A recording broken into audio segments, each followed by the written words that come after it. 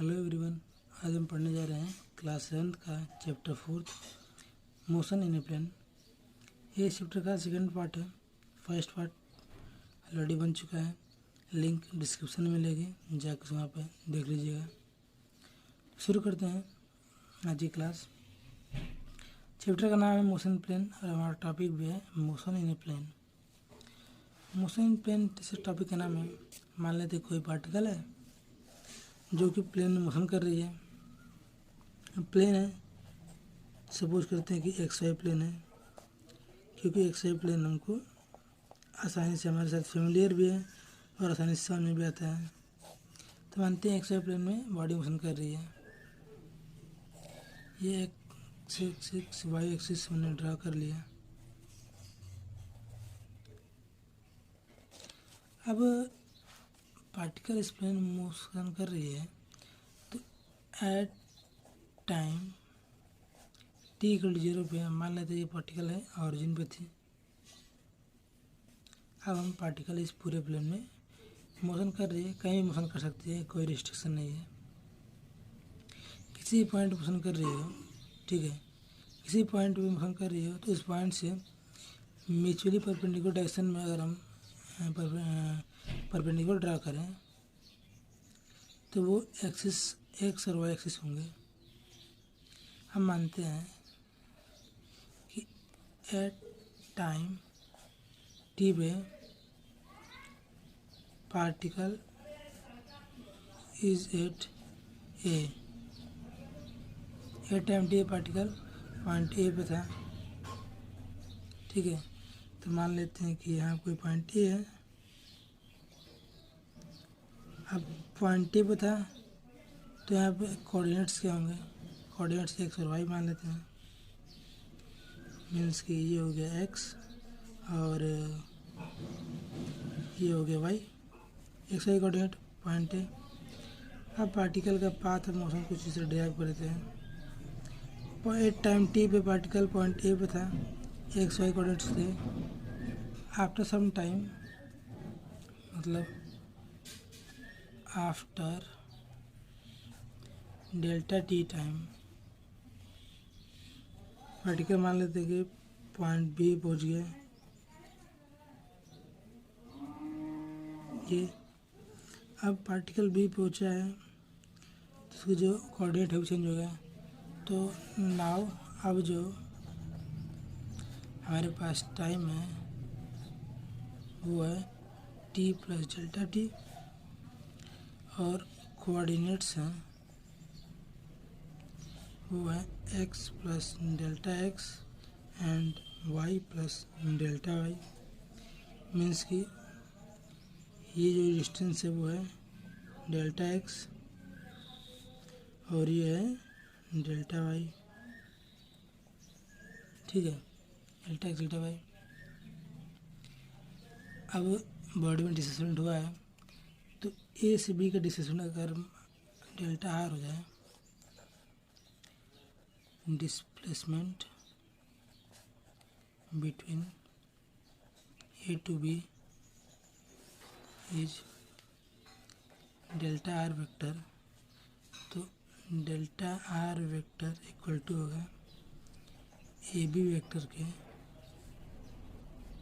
और अगर हम इस लाइन को एक्सटेंड करें तो कहीं जाके यहाँ से कट करेगी। मान लेते पॉइंट सी है, तो ए बी बराबर हो जाएगा वेक्टर ए बराबर होगा vector A C plus vector B C, triangle of addition से। तो वेक्टर बी बराबर vector A C plus vector C B. अब ए सी को लिख सकते हैं delta X into Y vector, C B को delta Y into J vector. ये सरफेस कैसे लिखना है इसे हमने फर्स्ट पार्ट में बता चुका है ऑलरेडी, ठीक है। अब अगर हम डेल्टा टी से दोनों साइड डिवाइड करें तो delta R upon delta T equal to हो जाएगा delta X upon delta T I vector plus delta Y upon delta T J vector, ठीक है, डेल्टा एक्स डेल्टा आर है, ठीक है। तो डेल्टा टी जो टाइम होगा बहुत छोटा होगा, हम क्या करते हैं लिमिट लेते हैं, taking limit as delta T tends to zero, तो डेल्टा टी बहुत स्मॉल है, limit delta T tends to zero delta R vector upon delta T equal to limit delta T tends to zero delta X by delta T I vector plus limit delta T tends to zero delta Y upon delta T J vector, वही हो जाएगा D R vector upon D T D X by D T into vector I plus D Y by D T into vector J, D T vector आ जाएगा, मतलब ये velocity आएगा change in displacement upon time, तो velocity V vector V बराबर हो जाएगा D X by D T vector I plus D Y by D T vector J. V अगर आप देखो तो बोलेगा कि जो वी है उसको हमने उसके रिजॉल्व किया है, उसको कॉम्पोनेंट फॉर्म में लिखा हुआ है, मीन्स कि यहाँ पे जो वेलोसिटी का एक्स कंपोनेंट है, X component of velocity V X बराबर होगा D X by D T और Y component of velocity V Y बराबर होगा D Y by D T. ये एक्स कंपोनेंट और वाई कंपोनेंट हो गए वेलोसिटी के। अब अगर हम इस इक्वेशन को फिर से लें, इक्वेशन फर्स्ट मान लेते हैं इसको, ठीक है। Now differentiate equation first with respect to time, अगर हम करें तो हमको मिलेगा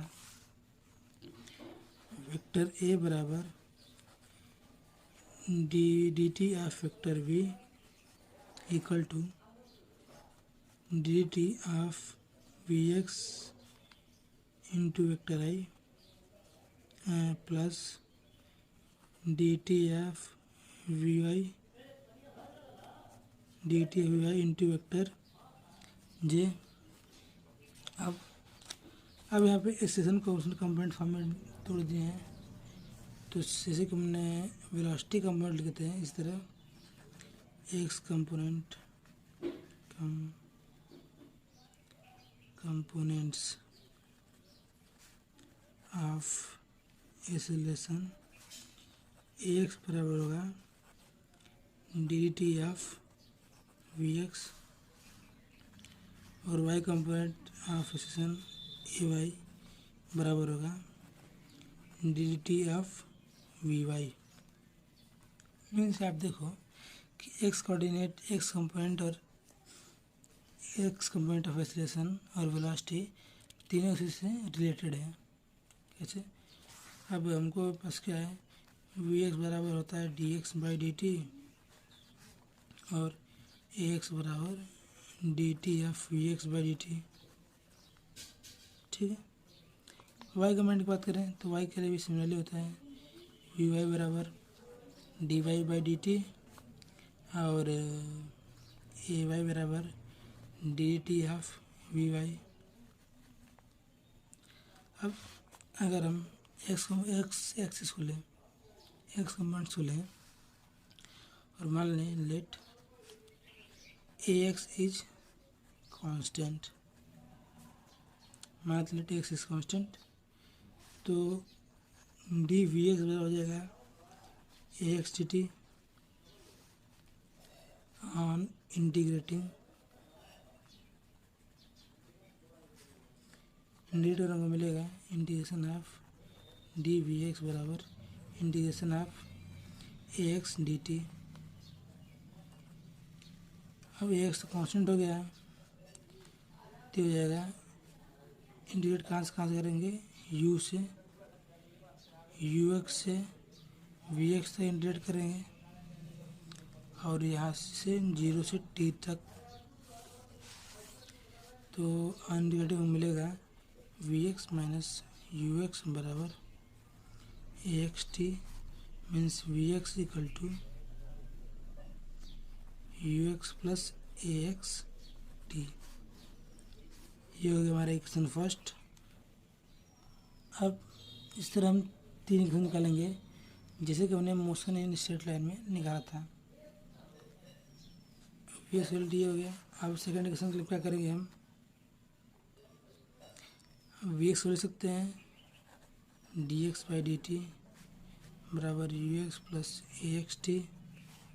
तो डी एक्स बराबर हो जाएगा U X plus A X T into D T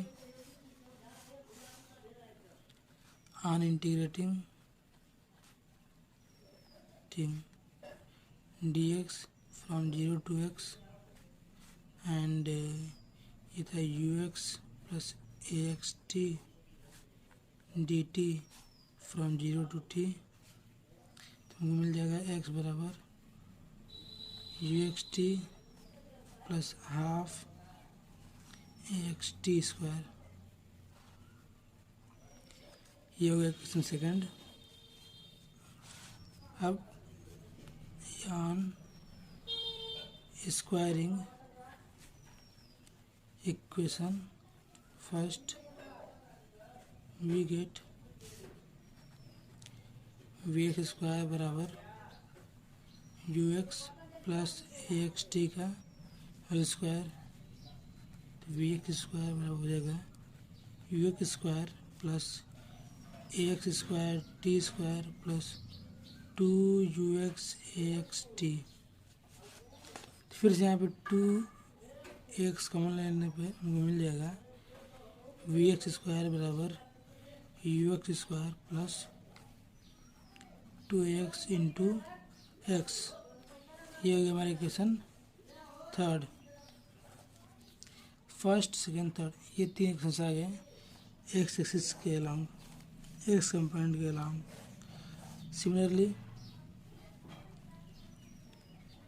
Similarly,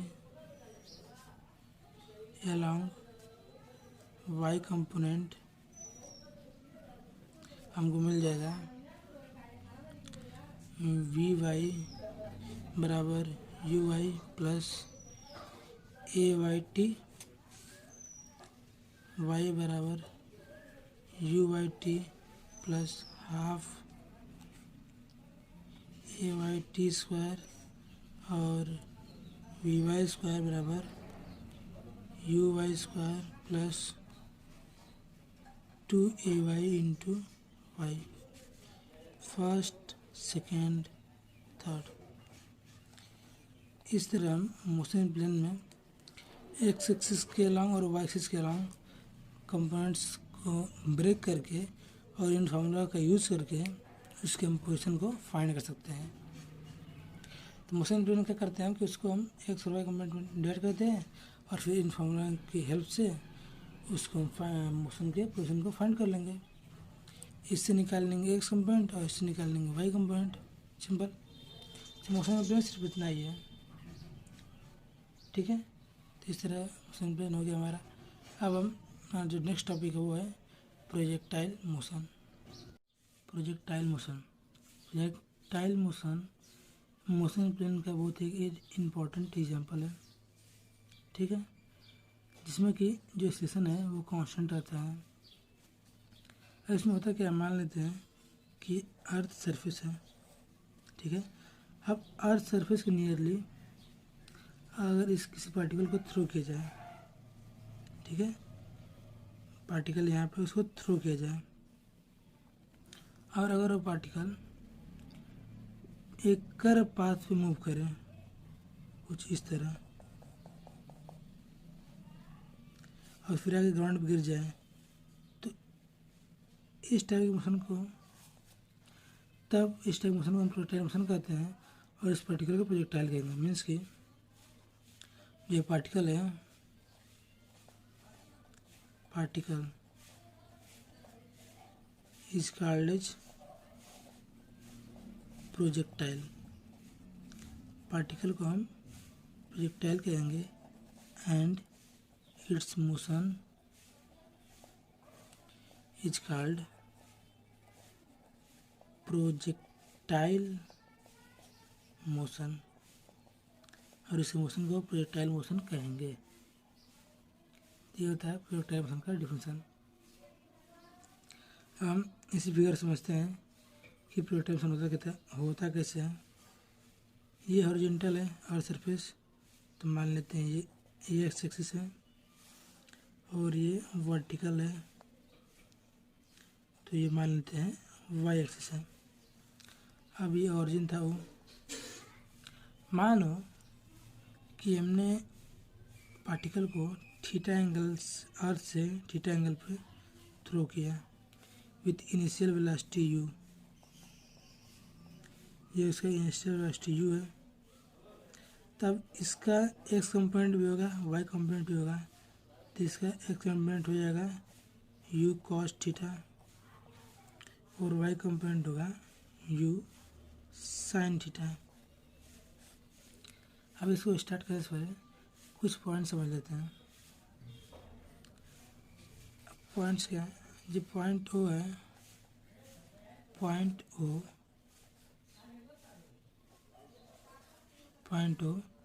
is called as point of projection.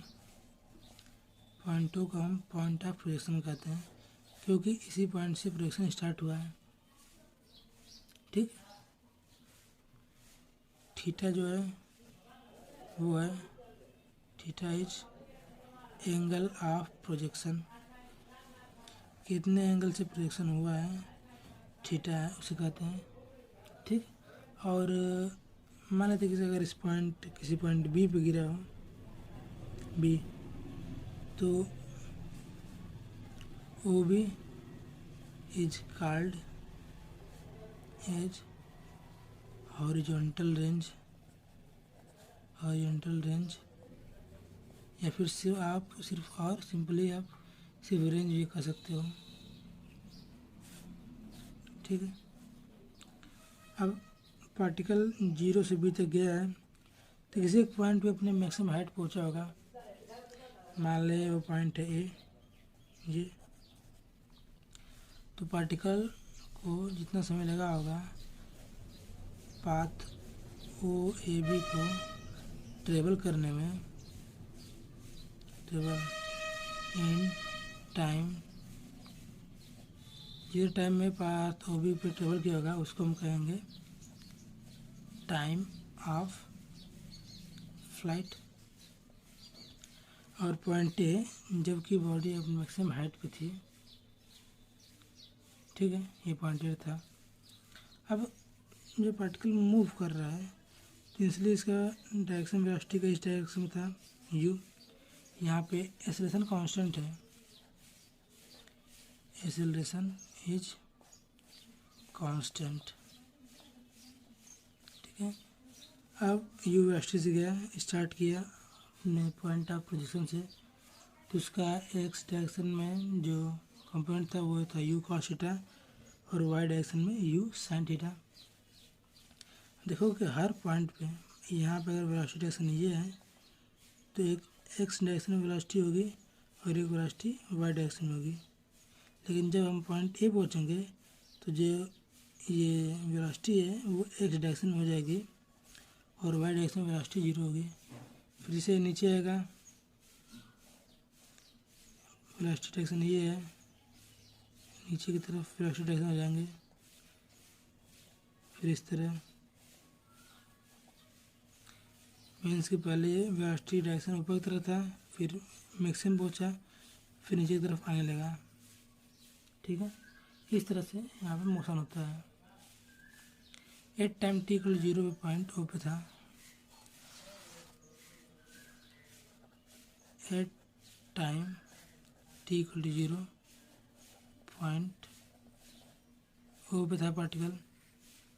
उस समय एक्स डायरेक्शन में जो वेलोसिटी थी, इनिशियल वेलोसिटी, उसको हम यू एक्स अगर कहें तो यू एक्स बराबर हो जाएगा यू कॉस थीटा और ए एक्स बराबर 0। एक्स कंपोनेंट का एक्सेशन 0 होगा, ठीक है, क्योंकि उस डायरेक्शन में कोई भी एक्सेशन कांस्टेंट है और हॉरिजॉन्टल डायरेक्शन में कोई एक्सेशन लगेगा ही नहीं। एक्सेलरेशन लगेगा ग्रेविटेशनल फोर्स के द्वारा, यू वाई बराबर यू साइन थीटा होता है। ए वाई लगेगा जो कि कांस्टेंट है माइनस जी वैल्यू, क्योंकि वर्टिकली ग्रेविटेशनल फोर्स तो एक्ट करेगा ही ना। तो हॉरिजॉन्टल मोशन भी हो रहा है, वर्टिकल मोशन भी हो रहा है। इन मोशन को हम अलग अलग पढ़ेंगे, जैसे कभी हमने मोशन प्लेन को पढ़ा था कि हम हॉरिजॉन्टल मोशन और वर्टिकल मोशन को अलग अलग फाइंड कर लेंगे, ठीक है। तो सबसे पहले अगर हम बात करें हॉरिजॉन्टल मोशन की,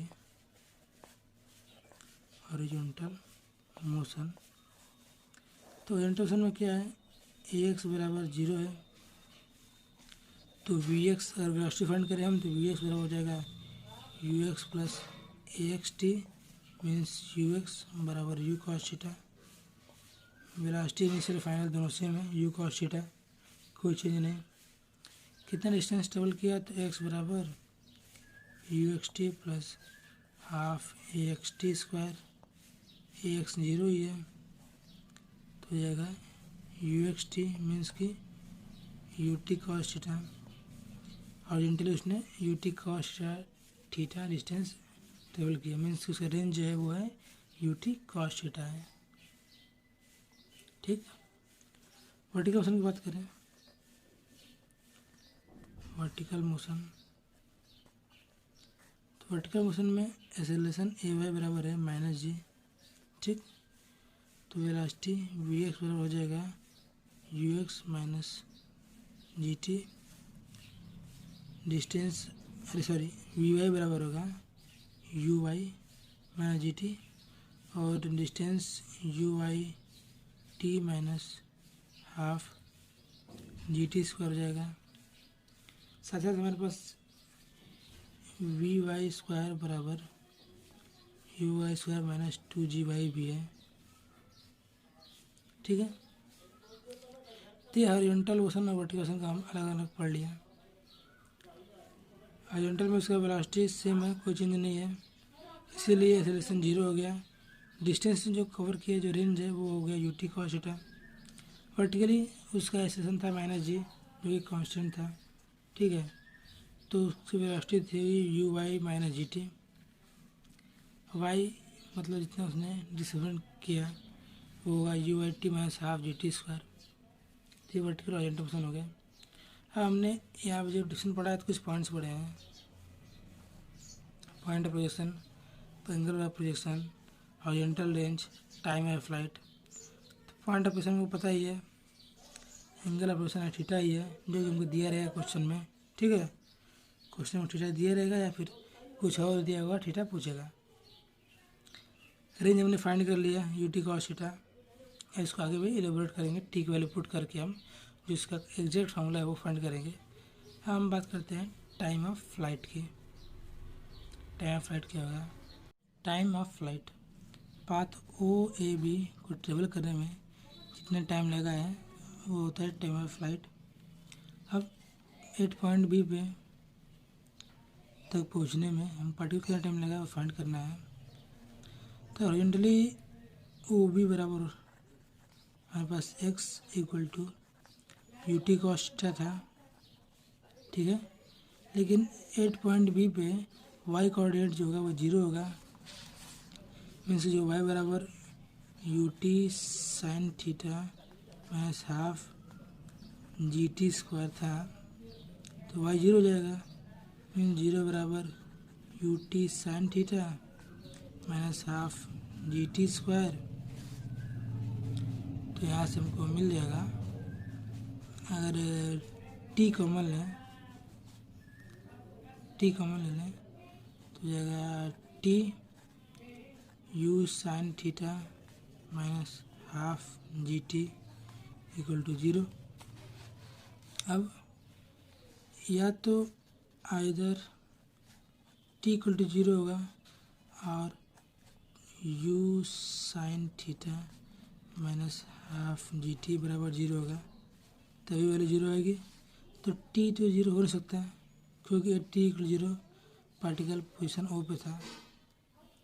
मीन्स कि हमको मिलेगा U sine theta equal to half ji T 2 U sine theta by ji.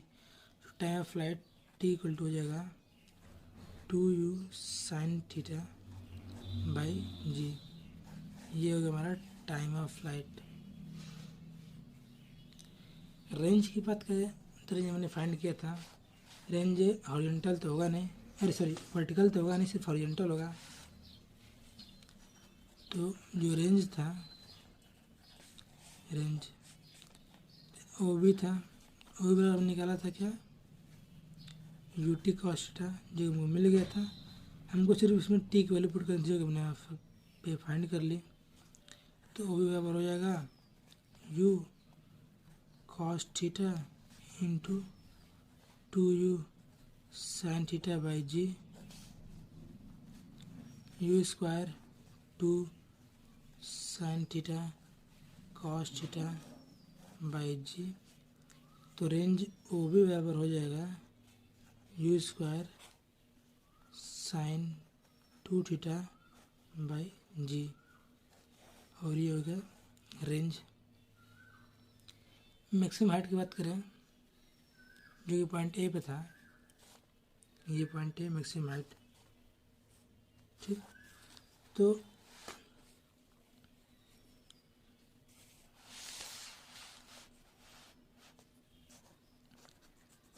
Maximum height बराबर हो जाएगा, मैक्सिमम हाइट पे ध्यान दें हम तो वाई कोऑर्डिनेट जो था, कोऑर्डिनेट वो 0 था। मीन्स के अगर हमारे पास था वी वाई बराबर U Y minus G T, तो वी वाई 0 होगा, तो यू वाई बराबर जी टी हो जाएगा।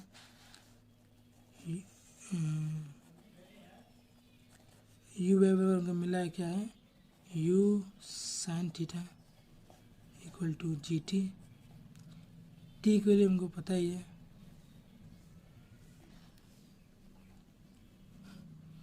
तो यहाँ से टी बराबर हो जाएगा U sine theta by G equal to T हो गया। मीन्स कि मैक्सिमम हाइट रीच करने में इतना टाइम लगेगा। मैक्सिमम हाइट की बात हो रही है, तो मैक्सिमम हाइट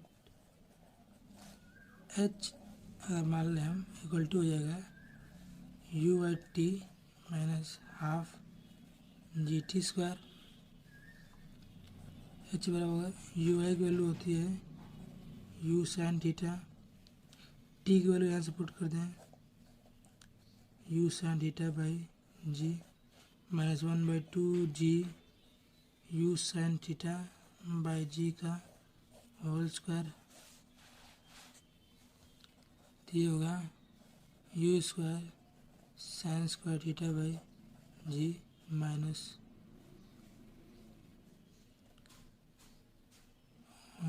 माइनस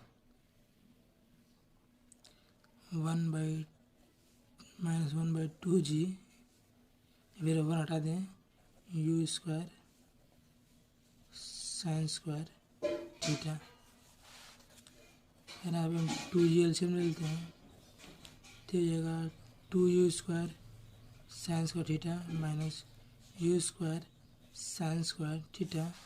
तो maximum height h equal to हो जाएगा you square sine square theta by 2 g, और ये आगे हमारा मैक्सिमम हाइट रीच्ड। कितना मैक्सिमम हाइट वो जा सकता है। इस तरह से हमने मैक्सिमम हाइट फाइंड कर लिया, रेंज ही फाइंड कर लिया, time of flight he find कर लिया, हॉरिजॉन्टल और वर्टिकल मोशन में देख लिए। तो बस इतना ही था प्रोजेक्टाइल मोशन में। प्रोजेक्टाइल मोशन बस इतना ही है। कोई क्वेश्चन पूछेगा तो बस इतने टॉपिक्स पूछेंगे। तो उन्हें प्रोजेक्टाइल मोशन भी कंप्लीट कर लिया। अब एक मैं पढ़ा था uniform circular motion. Uniform circular motion तो बता दो, यूनिफॉर्म सर्कुलर मोशन जो है वो टॉपिक है सर्कुलर मोशन का, भले यहाँ पर दे दिया है। तो हम यहाँ पर इसकी डिफिनेशन पढ़ लेते हैं, और जब यहाँ चैप्टर आएगा सर्कुलर मोशन का तो वहाँ पे हम इसके जो पूरा फार्मूला है उसको देखेंगे। तो यूनिफॉर्म सर्कुलर मोशन का डिफिनेशन लिखें तो हम लिखेंगे if A particle moves along a circle with a uniform velocity, then the motion of particle is called as uniform circular motion. जब कोई पार्टिकल एक सर्कल के अराउंड यूनिफॉर्म वेलोसिटी से मोशन करेगी तो उस मोशन को कहेंगे यूनिफॉर्म सर्कुलर मोशन। अब यूनिफॉर्म सर्कुलर मोशन की बात तो इसमें एक फार्मूला होता है, वो देख लो। ये दो फार्मूला होते हैं सर्कुलर मोशन के। Vector equal to minus omega square, ये ओमेगा है, omega square R into vector E R, और ए आर बराबर ओमेगा स्क्वायर आर। इस तरह से जो चैप्टर है मोशन इन प्लेन ख़त्म होता है। यूनिफॉर्म सर्कुलर मोशन के बारे में हम सर्कुलर मोशन में पढ़ेंगे एक्सप्लेन फॉर्म में। इसमें बस इतना समझ लो आप, ये डेफिनेशन याद कर लो। तो अगर आपकी वीडियो पसंद आई हो तो लाइक करें, शेयर करें।